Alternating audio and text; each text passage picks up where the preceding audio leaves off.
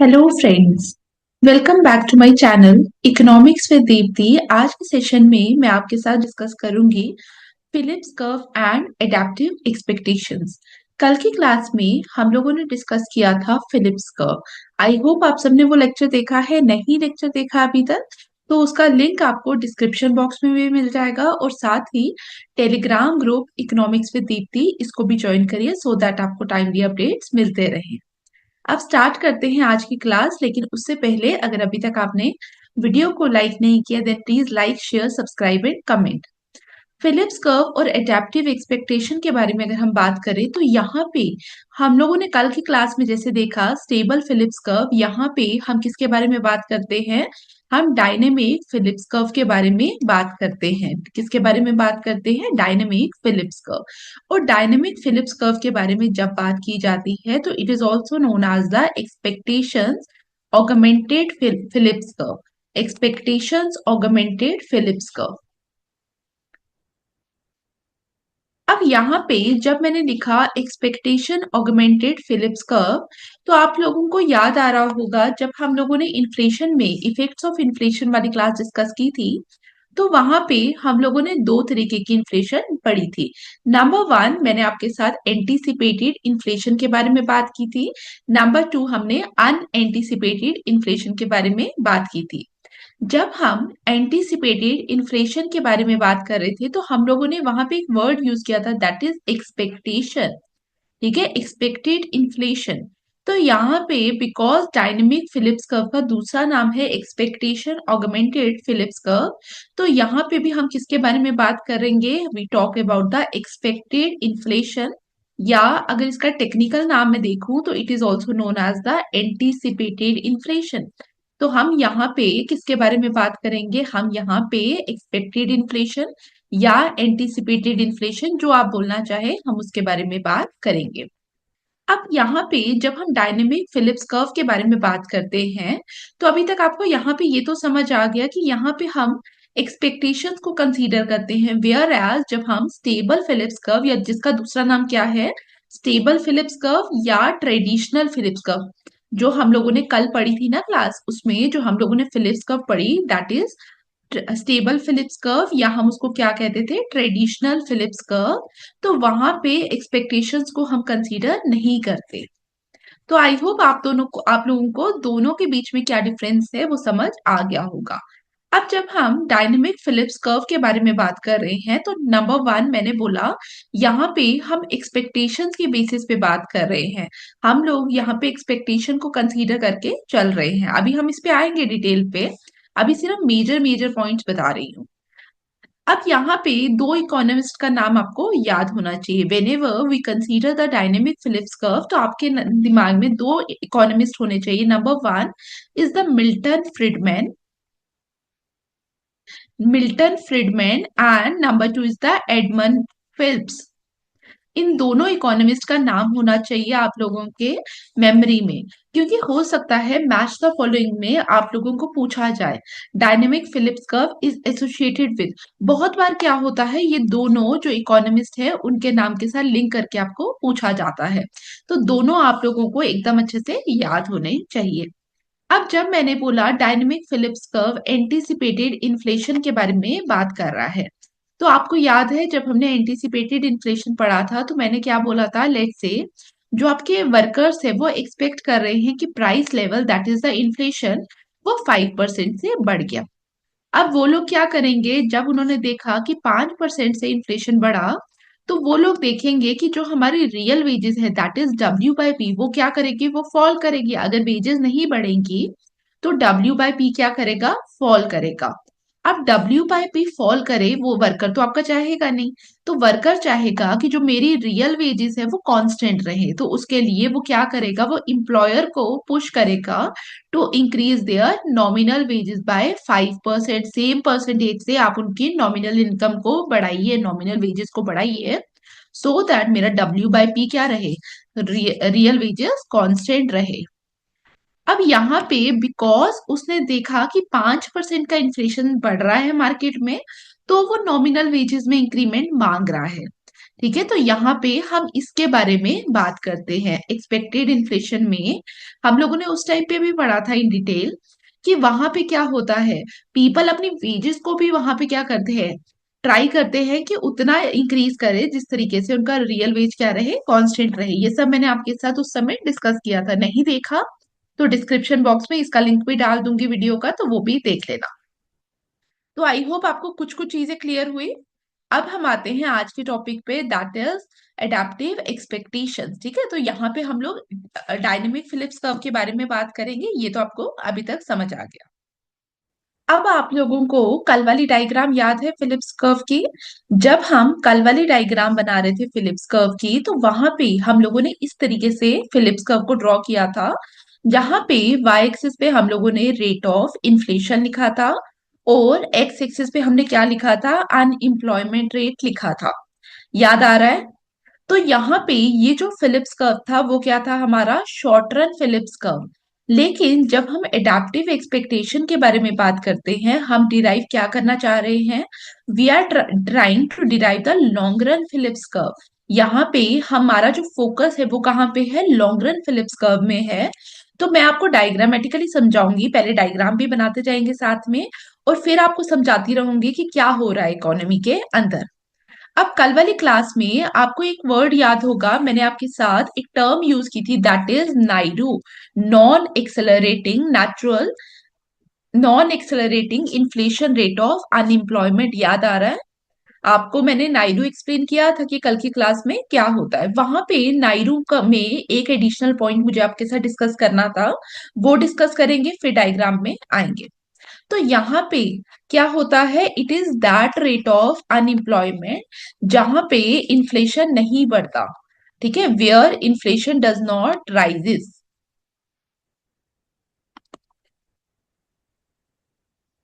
ये पॉइंट वहां पे नोट कर लेना। अब जब हम कल की क्लास में नायडू पढ़ रहे थे, आपको इन डिटेल समझ आया होगा नायडू क्या होता है। तो वापिस से डायग्राम पे आइए। यहाँ पे we have the rate of inflation, X axis पे हमारे पास क्या है, अनएम्प्लॉयमेंट रेट, और हम लोग स्टार्ट करेंगे with the short run Phillips curve.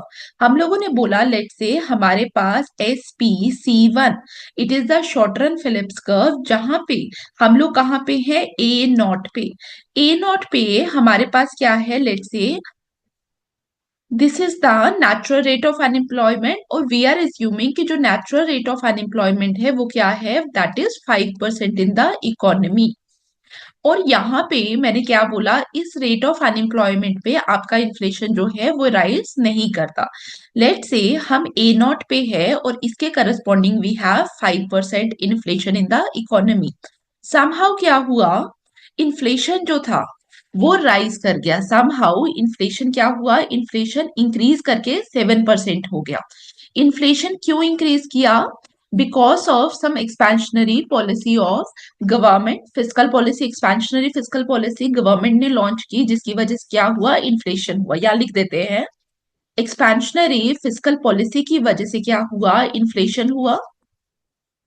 क्योंकि पता है ना आपको, जब expansionary physical policy government launch करती है तो वहां पे क्या होगा, गवर्नमेंट एक्सपेंडिचर बढ़ेगा, और गवर्नमेंट एक्सपेंडिचर के बढ़ने से जो एग्रीगेट डिमांड है इकोनॉमी में वो बढ़ेगा, और when demand is greater then supply तो इन्फ्लेशन होगा। तो यहाँ पे लेट से हमारा इकोनॉमी में हमें देखने को मिला इन्फ्लेशन हुआ, और हम ए नॉट से ए वन पे मूव कर गए। हम लोगों ने क्या किया, ए नॉट से ए वन पे मूव कर गए। और आप लोग यहाँ पे देख रहे हैं, when we are here in the short run Phillips curve, हमारा इन्फ्लेशन तो राइज किया, लेकिन ए वन पे हमारा अनएम्प्लॉयमेंट फॉल कर गया। लेट से हमारी इकोनॉमी के अंदर इस पर्टिकुलर पॉइंट ऑफ टाइम पे जो अनएम्प्लॉयमेंट है दैट इज 3.5%। तो हम लोगों ने देखा जब यू एस्ट्रिक्स से सॉरी ए नॉट से ए वन पे आए, इन्फ्लेशन बढ़ा और अनएम्प्लॉयमेंट क्या किया, फॉल कर गया। अब इसको देखने का एक और तरीका है, समझना ध्यान से। मैंने बोला जब इन्फ्लेशन इंक्रीज किया, because of the government expenditure inflation increase किया, मतलब इकोनॉमी में प्राइस लेवल इंक्रीज किया। लेकिन वेजेस क्या रही, वेजेस तो नहीं इंक्रीज की इस मोमेंट पे। तो वेजेस नहीं इंक्रीज की, मतलब वेजेस कांस्टेंट है बट प्राइस लेवल इंक्रीज किया। तो अगर मैं आपके एक एंटरप्रेन्योर के नजरिए से देखूं तो यहाँ पे मुझे क्या समझ आएगा, मुझे समझ आएगा कि यहाँ पे प्रॉफिट मार्जिन मेरे बढ़ेंगे। तो बिकॉज मेरे प्रॉफिट मार्जिन बढ़ेंगे तो मुझे क्या करना चाहिए, मुझे आउटपुट इंक्रीज करना चाहिए, मुझे आउटपुट इंक्रीज करना चाहिए। तो एंटरप्रेन्योर आपका सोच रहा है कि मुझे आउटपुट इंक्रीज करना चाहिए, और जैसे ही वो आउटपुट इंक्रीज करेगा तो एम्प्लॉयमेंट भी बढ़ेगा, या हम बोलेंगे अनएम्प्लॉयमेंट क्या करेगा, फॉल करेगा। तो इस समय बिकॉज उसने देखा कि उसके प्रॉफिट मार्जिन इंक्रीज किए, दैट्स वाई ये जो हम अनएम्प्लॉयमेंट पे इस साइड मूव करते हैं वो क्यों करते हैं, because of this whole fact कि प्रॉफिट मार्जिन के इंक्रीज करने से क्या होगा, वो वापस वो ओवर प्रोडक्शन की तरफ जाएगा, बिकॉज उसको पता है जो भी मैं कमाऊंगा वो मेरा प्रॉफिट मार्जिन है ना। अब यहाँ पे जो वर्कर बाहर बैठा है, जो वर्कर बैठा है वो देखेगा कि भाई मेरी वेजेस तो जो रियल वेजेस है वो क्या कर गई, रियल वेजेस फॉल कर गई, बिकॉज डब्ल्यू तो कांस्टेंट है लेकिन पी जो है वो राइज कर रहा था, तो ओवरऑल जो डब्ल्यू बाय पी है वो फॉल करेगा। लेकिन वर्कर नहीं चाहता कि मेरा जो परचेजिंग पावर है वो कम हो, तो वर्कर का चाहेगा कि मेरा परचेजिंग पावर भी क्या रहे, एटलीस्ट कांस्टेंट रहे या बढ़े। तो परचेजिंग पावर वो नहीं चाहेगा कि कम हो, तो इसके लिए आपका जो वर्कर है वो स्टार्ट करेगा डिमांड करना भी, जो मैंने स्टार्टिंग में बात की थी वहीं पे हम आगे वापस स्टार्टिंग वाला, हम वापस चलते हैं स्टार्टिंग में मैंने आपको बोला था कि प्राइस लेवल बढ़ रहा है 5% से, तो वर्कर भी बोलेगा कि मेरी वेजेस भी तो इसके अप्रोक्सीमेटली क्या होनी चाहिए, इंक्रीज होनी चाहिए, सो दैट मेरे रियल वेजेस पे उतना इम्पैक्ट नहीं आए। तो यही चीज हम यहाँ पे देख रहे हैं। तो वहां पे जो आपका वर्कर है वो स्टार्ट करेगा डिमांडिंग कि मेरा जो नॉमिनल वेजेस है वो बढ़ाई जाए।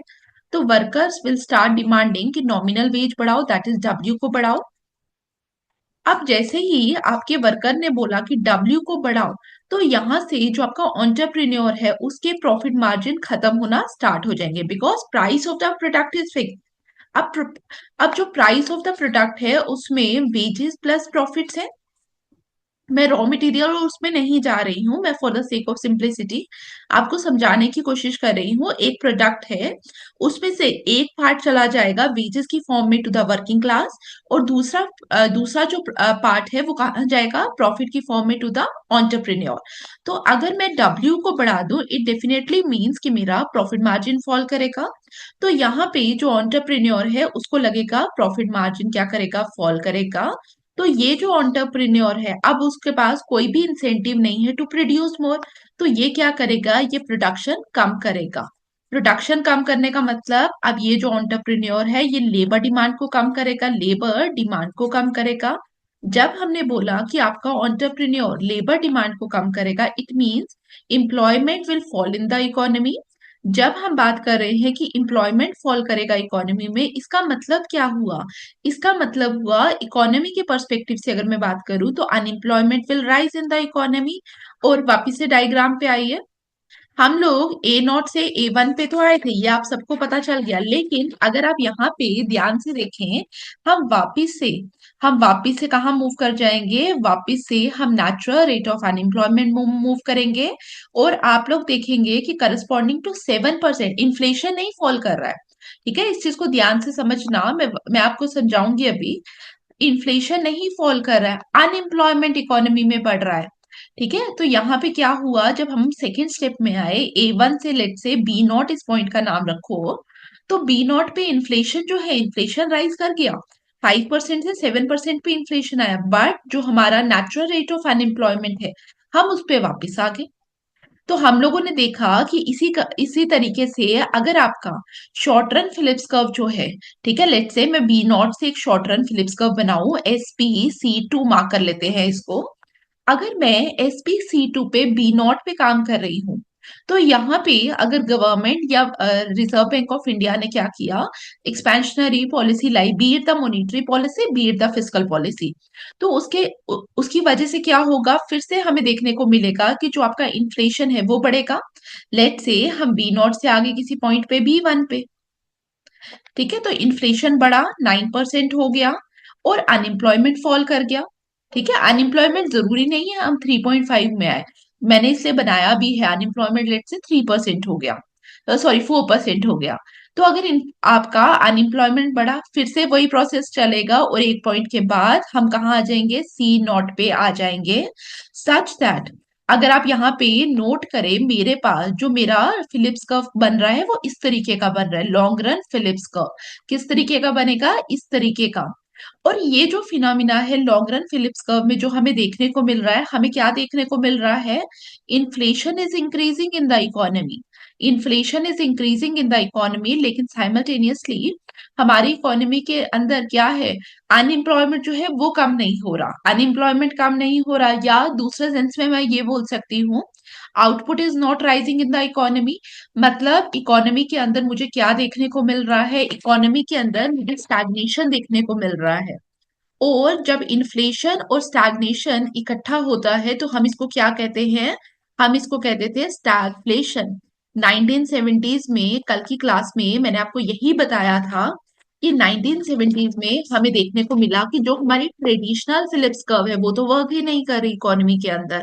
समहाउ क्या होता है कि हमारी जो ट्रेडिशनल फिलिप्स कर्व थी वहां पे हमारी शॉर्ट रन वाला पार्ट दिख रहा है, लेकिन लेटर ऑन क्या होता है, इन्फ्लेशन भी बढ़ रहा है और अनएम्प्लॉयमेंट कांस्टेंट हो गया, अनएम्प्लॉयमेंट इज नॉट फॉलिंग।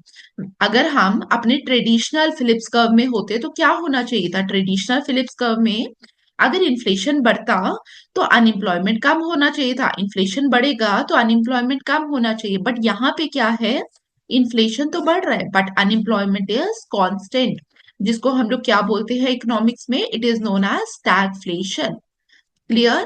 तो ये था आपका एडेप्टिव एक्सपेक्टेशन का थियोरेटिकल पार्ट। अब हम मैथमेटिकल पार्ट में आएंगे, जैसे मैंने कल की क्लास में आप लोगों के साथ डिस्कस किया था, लाइकवाइज हम यहाँ पे भी डिस्कस करेंगे। अब ये जो मैथमेटिकल पार्ट है ये स्पेशली सब्जेक्टिव एग्जाम्स में बहुत काम आता है। जब आप किसी सब्जेक्टिव एग्जाम में बैठेंगे तो आप इस मैथमेटिकल पार्ट को यूज कर सकते हैं। स्टार्ट करते हैं। यहाँ पे डायनेमिक फिलिप्स कर्व के लिए हमारे पास इक्वेशन है pi t is equal to pi t minus one minus alpha u t minus u t, sorry u n. आप लोगों को कल भी मैंने बताया था, जब पाई टी के बारे में हम बात करते हैं, pi t is the inflation in time period t. Pi t क्या है हमारे पास, inflation in time period t. Pi t minus one मतलब inflation in the previous year. ठीक है, inflation in the previous period. अगर आप इन्फ्लेशन के बारे में बात करोगे, जब आप एक्सपेक्टेशन बना रहे हो इस साल क्या इन्फ्लेशन रहने वाला है, हम सबको नहीं पता। हमारे पास जो डेटा होता है वो पुराने पीरियड्स का होता है। तो हम लोग क्या करते हैं, जब भी हम एक्सपेक्टेशन बनाते हैं कि इन्फ्लेशन इतना है, हमारी वेज रेट इतनी होनी चाहिए, तो हम लोग क्या करते हैं, हम एनालाइज करते हैं प्रीवियस पीरियड का डेटा। तो पाई टी माइनस वन क्या है, it is the inflation in previous period, that is T minus one previous period. ठीक है, आप पूरा लिख लेना। अब यहाँ पे अगर आप ध्यान से देखेंगे, मैं बोल रही हूँ कि जो मेरा इन्फ्लेशन इस पीरियड का है वो नंबर वन डिपेंड करता है किस पे, inflation of the previous period that is T minus one. अगर मैं 2025 में कितना इन्फ्लेशन होगा ये मैं कैलकुलेट करूंगी बेस्ड ऑन द इन्फ्लेशन जो कब था 2024 के अंदर। क्लियर, समझ आ रहा है, क्योंकि हमारे पास इस पीरियड का हमें कैलकुलेट करना है, डेटा हमें निकालना है ना। तो हम किस बेसिस पे कैलकुलेट कर रहे हैं उसके बारे में हम यहाँ पे बात कर रहे हैं। अब यूटी के बारे में बात करें, that is the unemployment in time period T, unemployment in time period T, and UN is the natural rate of unemployment, natural rate of unemployment.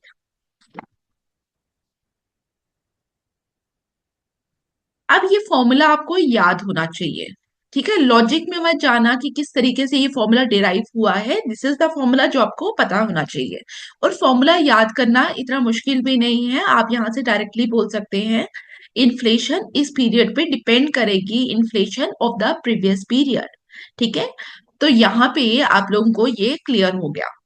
अब यहाँ पे हम इसके बारे में बात करते हैं कि इकोनॉमी में डिफ्लेशन कब होगा, ठीक है, इकोनॉमी में बूम कब होगा। अगर आप यहाँ पे देखो, मैं अगर बोलूं if u t is greater than UN, if u t is greater than UN, ठीक है, मैं फॉर्मूला यहाँ पे लिख भी लेती हूँ। फॉर्मूला हमारे पास क्या है, pi t is equal to pi t minus one minus alpha u t minus u n. हम लोगों ने बोला if u t is greater than u n, मतलब यहां वाला जो मेरे पास टर्म आएगी वो पॉजिटिव आएगी, ठीक है। इसका मतलब पाई टी माइनस वन में से मैं कुछ निकाल रही हूं, तो मेरे पास डेफिनेटली क्या होगा, यहां से pi T less than pi t minus one होगा। इसका मतलब अगर मेरे को यहाँ पे देखने को मिल रहा है इस पीरियड के अंदर अनएम्प्लॉयमेंट ज्यादा है as compare to the previous period, तो हमारा आउटपुट नहीं होगा। जब हमारा आउटपुट प्रोडक्शन नहीं हो रहा, तो इसका मतलब हम कहीं ना कहीं ये बोल रहे हैं इकोनॉमी के अंदर ज्यादा डिमांड नहीं है। तो इस समय क्या होगा, इस समय डिस इन्फ्लेशन का सिनेरियो होगा। कैसा सिनेरियो होगा, डिस इन्फ्लेशन का, क्योंकि अगर मैं बोलती अनएम्प्लॉयमेंट कम है, अनएम्प्लॉयमेंट कम होने का मतलब क्या होता, अनएम्प्लॉयमेंट इस पीरियड में कम होने का मतलब होता कि प्रोडक्शन बहुत ज्यादा है, डिमांड बहुत ज्यादा है, तभी प्रोडक्शन होगा। लेकिन यहाँ पे तो उल्टा हो रहा है, इसका मतलब डिमांड लैग कर रही है, इकोनॉमी में डिमांड लैग करेगी, रिसेशन की सिचुएशन में आएंगे, डिस इन्फ्लेशन की सिचुएशन में आएंगे। एंड ऑन द कॉन्ट्रेरी अगर मैं सेकेंड सिचुएशन के बारे में बात करूं, if u t is greater then sorry UT is less than UN, अगर ऐसा हो जाए तो क्या होगा, यूटी लेस देन यूएन, मतलब यहाँ पे क्या हो जाएगा, ये पूरी टर्म माइनस की हो जाएगी और माइनस माइनस प्लस, इसका मतलब pi t minus one plus something कर रही हूं तो मेरे को पाई टी मिल रहा है, यही मतलब है। इसका मतलब pi t is definitely greater than pi t minus one. इसका मतलब हम लोग ये देख रहे हैं इस पीरियड के अंदर प्राइसेस क्या रहने वाले हैं, प्राइसेस हाई रहने वाले हैं। तो हम लोग बोलेंगे ये पीरियड किसका है, ये पीरियड इकोनॉमी में इन्फ्लेशन का है, बिकॉज प्राइसेस आर राइजिंग है हियर। प्लस यहाँ पे हमें इकोनॉमिक बूम का सिनेरियो दिखाई देगा। क्लियर, आई होप आपको चीजें समझ आई। अब जल्दी जल्दी एक बार क्विक रिवीजन करेंगे और क्लास खत्म करेंगे। देखिए यहाँ पे जब हम लोग बात कर रहे हैं फिलिप्स कर्व की, नंबर वन हम लोगों ने क्या बोला, हम लोगों ने बोला यहाँ पे हम किसके बारे में बात कर रहे हैं, we are talking about the dynamic Phillips curve, ठीक है। डायनेमिक फिलिप्स कर्व का दूसरा नाम क्या है, एक्सपेक्टेशन ऑगमेंटेड फिलिप्स कर्व। और यहाँ पे हमें दो इकोनॉमिस्ट के नाम याद रखने थे, number one is the Milton Friedman and number two is the Edmund Phelps. तो दोनों के नाम हमें याद होने चाहिए। और यहाँ पे जब हम लोगों ने पढ़ा, तो दिस इज अ डायग्राम जिसको आप अच्छे से प्रैक्टिस करोगे। और मैंने इसमें क्या वर्ड यूज किया, expansionary fiscal policy, because expansionary fiscal policy की वजह से क्या होगा, इकोनॉमी में एग्रीगेट डिमांड बढ़ेगा। तो यहाँ पे हम लोगों को दिखा, और फिर हमने इसी के बेसिस में पूरा समझने की कोशिश की डायग्राम। फिर मैंने आपके साथ ये इक्वेशन शेयर की थी और मैंने बोला this is very important equation जो आपको पता होनी चाहिए। और ये वाले जो नोट्स हैं ये आप लोगों के साथ शेयर कर दिए जाएंगे, पिन कर दूंगी मैं कमेंट बॉक्स में, और टेलीग्राम चैनल पे भी आपको मिल जाएंगे। अब यहाँ पे हम लोगों ने देखा अगर इस पीरियड में अनएम्प्लॉयमेंट रेट ग्रेटर देन होगा नेचुरल रेट ऑफ अनएम्प्लॉयमेंट से, इसका मतलब क्या है, यहाँ पे हमें क्या देखने को मिलेगा, डिसइंफ्लेशन या रिसेशन की सिचुएशन। ऑन द कॉन्ट्रेरी अगर इस टाइम पीरियड के अंदर अनएम्प्लॉयमेंट रेट क्या होगा, it is less than natural rate of unemployment, तो हमें क्या दिखाई देगा, इन्फ्लेशन या बूम की सिचुएशन दिखाई देगी। क्लियर, तो यही, आई होप आपको समझ आया। ठीक है, क्लास यहीं पे खत्म करती हूँ। थैंक यू फॉर वॉचिंग और अपना फीडबैक जरूर शेयर करिए। Thank you.